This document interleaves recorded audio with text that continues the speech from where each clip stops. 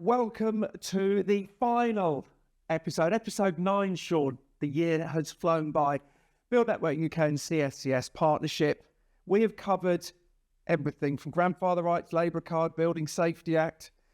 Last week, obviously, was a good one, fraud.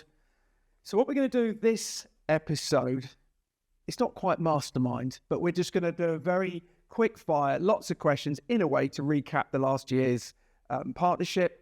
Questions right from first episode up to the last one, which, as I said, was fraud. So we're not going to dim the lights. We tried that just before we started recording, and there's a lot of mucking about to do in post-production, so it's all a bit complicated. Quite like being in the dark though, Andy, so thank you. Well, and also the fact that we aren't going to pay the license fee for the mastermind music. So it's going to be back to the normal routine of Sean and I having a conversation. Right, we're not going to be ringing the changes. We're going to go straight into this. Let's start at the top. For anyone watching, I think this is a good one to start with. What is CSCS's role within the industry? So we are the organisation that cards the individual. We therefore do not run qualifications. We do not give qualifications. To this day, people are getting it wrong. We are the body that ultimately receives your application for a card to get on site, and we check and verify you've got the skills and qualifications that you say you've got. I did feel like the man in Mastermind, and I can't think of his name, but I was just sort of thinking, this is question 2. Some people still believe a CSCS card is simply a health and safety card. How accurate is it? But also, how much further does it actually go? So there's a health and safety element that has to be evidenced, but it's the qualification that gets you the card. The qualification that illustrates whether you're already qualified and therefore on at their level of competence for the occupation, or whether you're on a route to competence and in training. That's what we're carding on. However, you need a valid health and safety test as part of that recarding process and that card process. And you need to renew that health and safety periodically, normally as part of a renewal process. So it's not just about health and safety, but there is a health and safety component. I think if I had £1 for every time this has been mentioned, in the arena, money-making scam. So, common misconception is that CSCS is a large commercial organisation, and people have said money-making scam. Who owns? Let's just clear this up.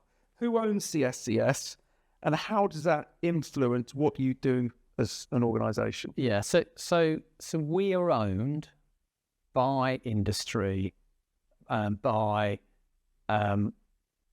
the member organisations, Build UK, Seeker, FMB, the 2 unions, Unite and GMB, are members of are members that own us as an entity, and they sit on our board alongside members from CIC, client side. And with an independent chair. So we're owned by industry, and we're a not-for-profit entity. So let's just get that clear. This money-making scam, millions been, that's hopefully been cleared up, because and I guess the other, if we were a money-making scam, Andy, would the price of the card been £36 including VAT, held for 8 years? No, we'd have been putting the price up annually. Or charging a lot more than 36 quid. And therefore, it's about making sure the person is able to be checked and verified for the skills they've got at an affordable rate, because that card is then valid for 5 years, so £36 over 5 years.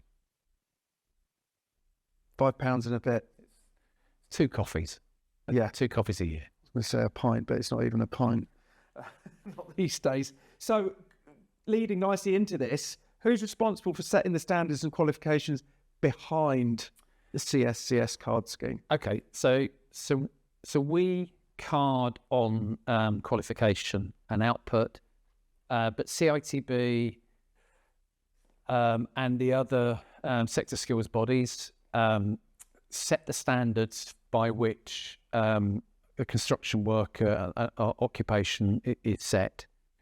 That's set by them. Awarding organisations set the qualifications to meet those standards, and they're responsible for monitoring and assessing the training providers that then deliver those training qualifications.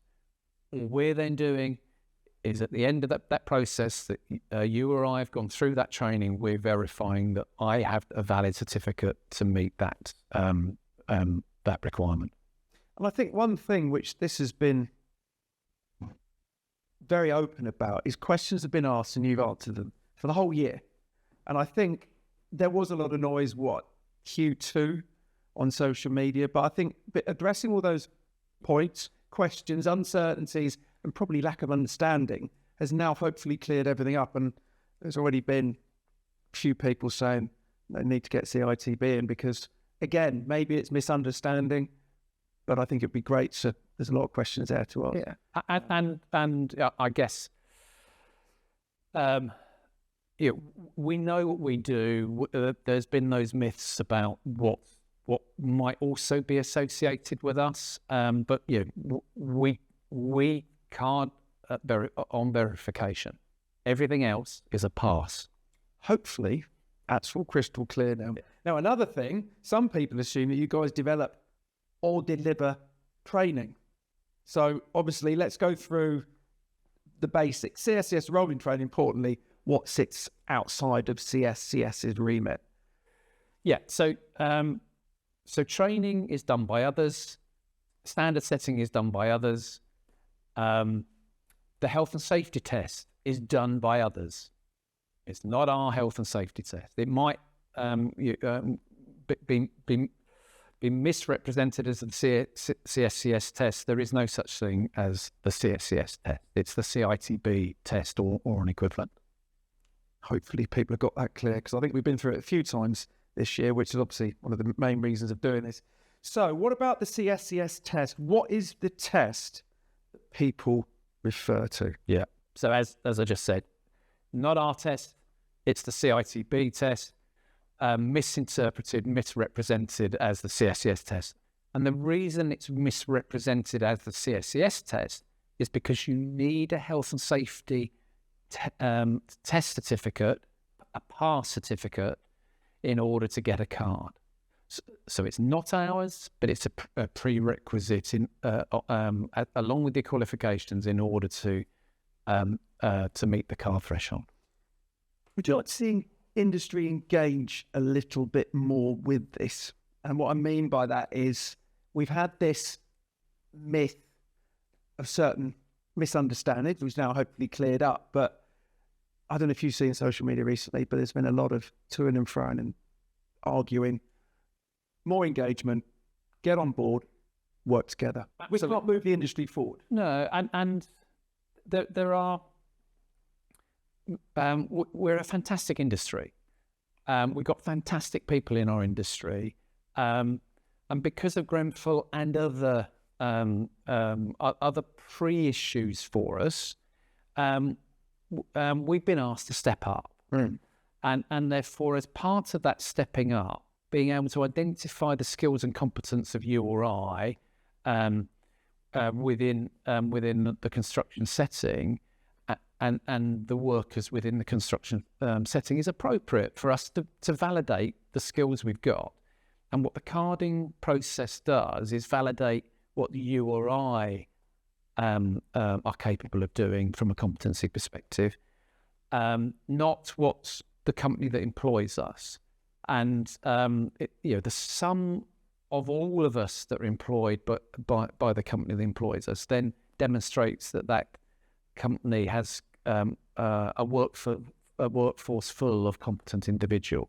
I think one thing I'd like to add, if people here are having a moan about CSCS cards or qualifications or tests, go and look abroad. Then you would know what to moan about. Look at Germany, look at Australia, look at North America, look at Scandinavia. They are way, when I say worse, more advanced. Britain is way behind. I've said that for years. So on to the next one. What role does CSCS card play in helping individuals and employers meet their legals watching this, meet their legal obligations under the Building Safety Act? Okay, so whilst there is no statutory duty for you or I to have a CSCS card, what is now being acknowledged is that all employers and duty holders have to demonstrate that they've had the skills and competence on site to fulfil the build or refurb element of their responsibilities on site. So whilst the duty is on the employer has to evidence the individuals within their employ or their subcontracting or their supply chain. And the only tool that is universally deployed and accepted within the industry still that identifies yours or my skills and competence that is independently verified, so that's what we do, is the CSCS card. And therefore more of industry is now understanding, and the building safety regulator is now understanding that the CSCS card is just one of the tools to help identify what the skill mix of that employer and that supply chain is made up from. Wondering how long it's going to be until it's a legal requirement. I personally think it needs to be, but another conversation for another day. Now, this is something which was probably mentioned the most over the last 12 months. And we hear the argument all the time that a CSCS card cannot prove you are competent. Let's just clear this up. Yeah. Is it true? What competence really mean in the context of construction? Yeah, so no, the CSCS card has not formally been issued as a competence measure. It's been issued on the basis of your qualifications and health and safety. Now the industry under building safety regulations is being required to demonstrate competence of its workforce. The sector representative organisations across all of the occupations that work in and around construction are all reviewing what competence looks like for brickwork, for carpentry, for electrical, for plumbing, and they're all affirming that the fundamental skills and knowledge comes from qualification base, which is effectively level 2 or level 3 MBQ standards. So the S and the K are in terms of the skills, knowledge, experience and behaviours are embedded in what we've always done. The experience is now we're starting to capture and record as part of the smart check process, and we will capture the behavioural elements as industry defines what the behavioural capture points need to be for each occupation. So we've gone from being a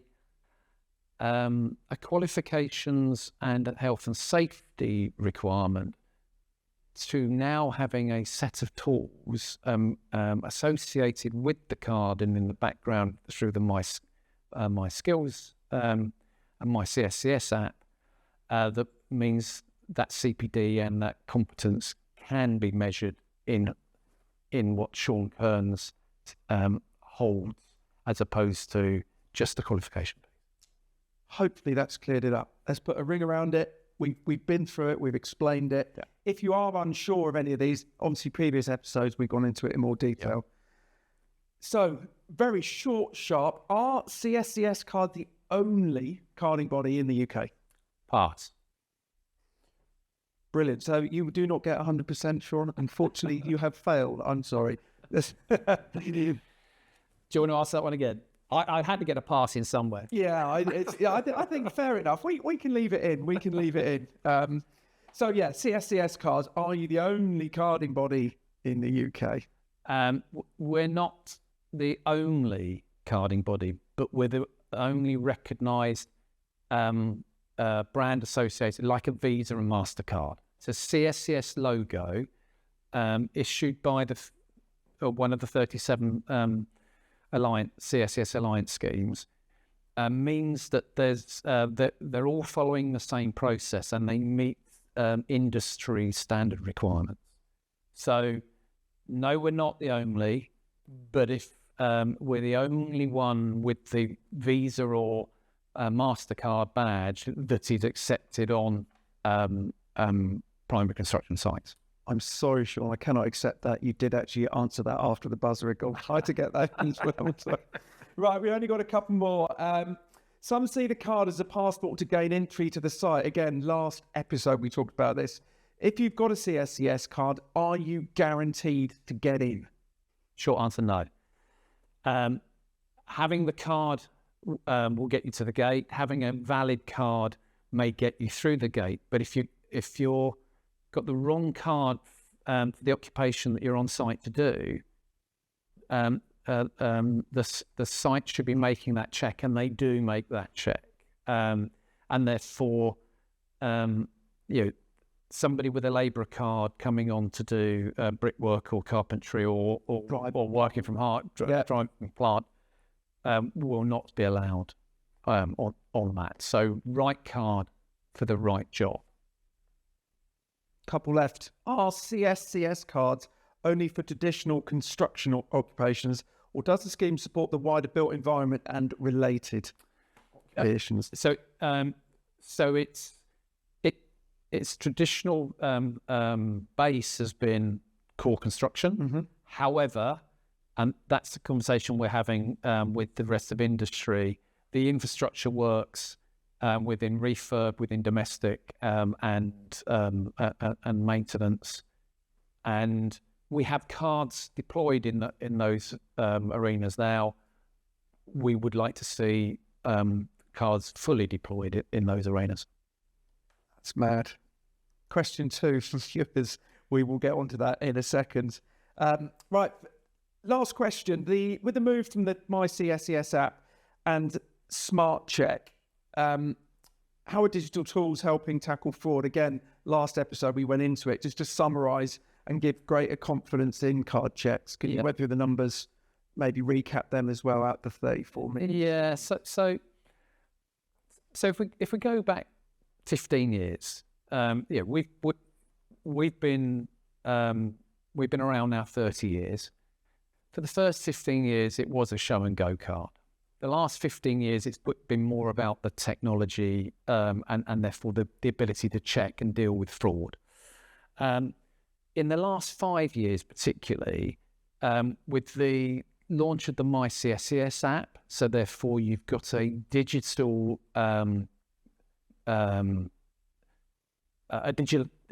equivalent to the card.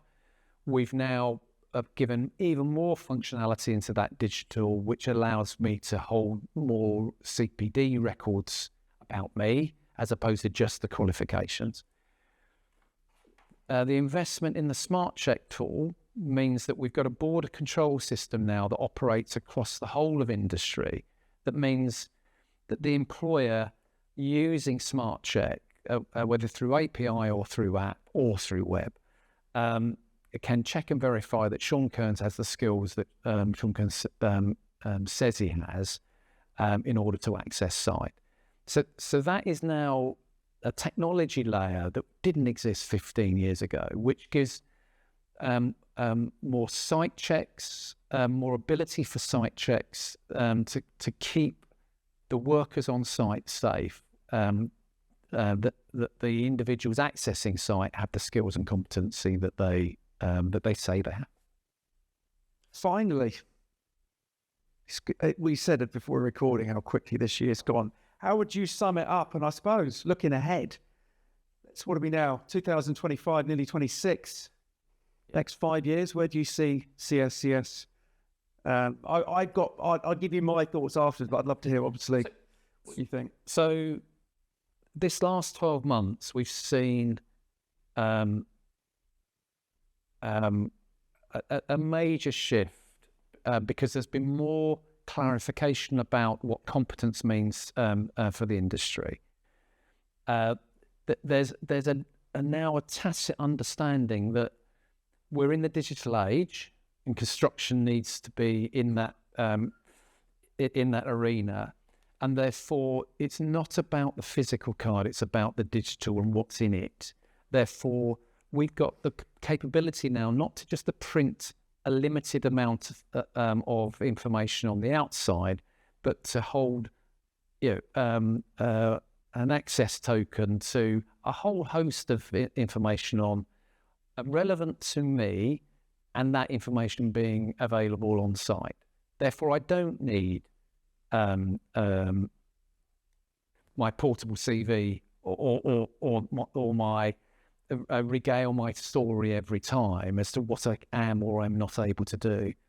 It can be digitally checked if I've uploaded it, and therefore that's here and now. That's what we see in the next 3 years as going from a low take up. 37% of our applications last month were via the app.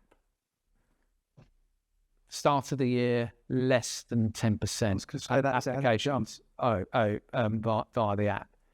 We would expect by the end of next year that 60 to 70% of our applications are via app rather than via the website, because it's driving. It's easier. It's driving people to the right process. You upload your certificates. It's identifying the card. The other part of the technology, though, is whilst you or I then know that we've got our information, it's the continuous investment in the border control system in Smart Check that is universally the tool for every employer, every site operator to be able to check and verify every card in supply, whether issued by us, whether issued by any of the other 36 CSCS Alliance members. That is where the insights that we're now getting. So as you said, this year alone, we've had 34 million checks through Smart Check. By next year, I would anticipate that to be double, with more take up by industry.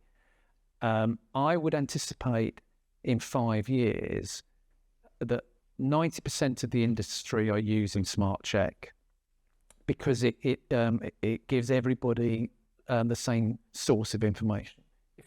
If we leave the country through a border control system, there is one system. Why would we have multiple when industry needs to understand that we're keeping people? We've always said it's too fragmented construction. This is another brilliant example. Yeah.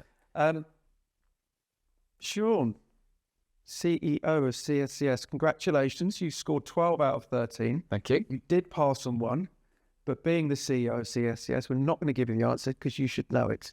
Thank you very much. And now we're going on to the other general knowledge section of the show, which is viewers' questions. Just the 4. So see if you can improve on your average effort of the first part.